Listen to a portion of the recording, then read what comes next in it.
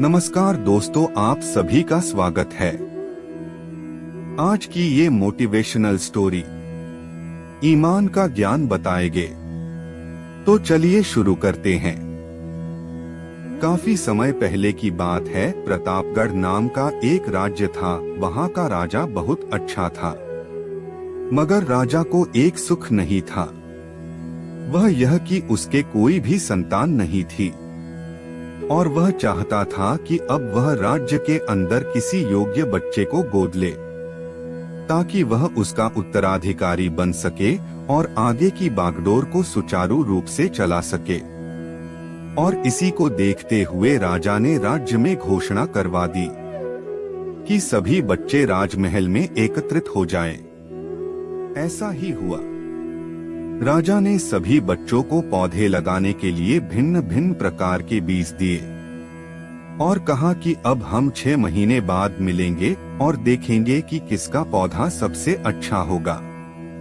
महीना बीत जाने के बाद भी एक बच्चा ऐसा था जिसके गमले में वह बीज अभी तक नहीं फूटा था, लेकिन वह रोज उसकी देखभाल करता था और रोज पौधे को पानी देता था। देखते ही देखते 3 महीने बीत गए। बच्चा परेशान हो गया। तभी उसकी माँ ने कहा कि बेटा धैर्य रखो, कुछ बीजों को फलने में ज्यादा वक्त लगता है। और वह पौधे को सींचता रहा। 6 महीने हो गए। राजा के पास जाने का समय आ चुका था, लेकिन वह डर हुआ था कि सभी बच्चों के गमलों में तो पौधे होंगे और उसका गमला खाली होगा। लेकिन वह बच्चा ईमानदार था और सारे बच्चे राजमहल में आ चुके थे। कुछ बच्चे जोश से भरे हुए थे, क्योंकि उनके अंदर राज्य का उत्तराधिकारी बनने की प्रबल लालसा थी। अब राजा ने आदेश दिया, सभी बच्चे अपने अपने गमले दिखाने लगे। मगर एक बच्चा सहमा हुआ था, क्योंकि उसका गमला खाली था।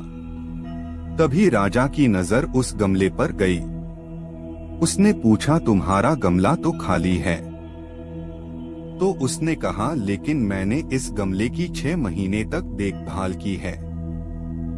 राजा उसकी ईमानदारी से खुश था कि उसका गमला खाली है, फिर भी वह हिम्मत करके यहाँ आ तो गया। सभी बच्चों के गमले देखने के बाद राजा ने उस बच्चे को सभी के सामने बुलाया। बच्चा सहम गया और राजा ने वह गमला सभी को दिखाया। सभी बच्चे जोर से हंसने लगे। राजा ने कहा, शांत हो जाइए, इतने खुश मत होइए। आप सभी के पास जो पौधे हैं वो सब बंजर है। आप चाहे कितनी भी मेहनत कर ले, उनसे कुछ नहीं निकलेगा। लेकिन असली बीज यही था। राजा उसकी ईमानदारी से बेहद खुश हुआ और उस बच्चे को राज्य का उत्तराधिकारी बना दिया गया। लेकिन हमें इस कहानी से क्या सीखने को मिला?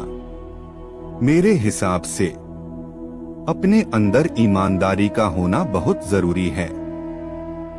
अगर हम खुद के साथ ईमानदार हैं, तो जीवन के किसी न किसी पड़ाव में सफल हो ही जाएंगे, क्योंकि हमारी औकात हमें ही पता होती है। हम खुद को पागल बनाकर खुद का ही नुकसान करते हैं। मुझे उम्मीद है कि आपको भी यह मोटिवेशनल स्टोरी अच्छी लगी होगी।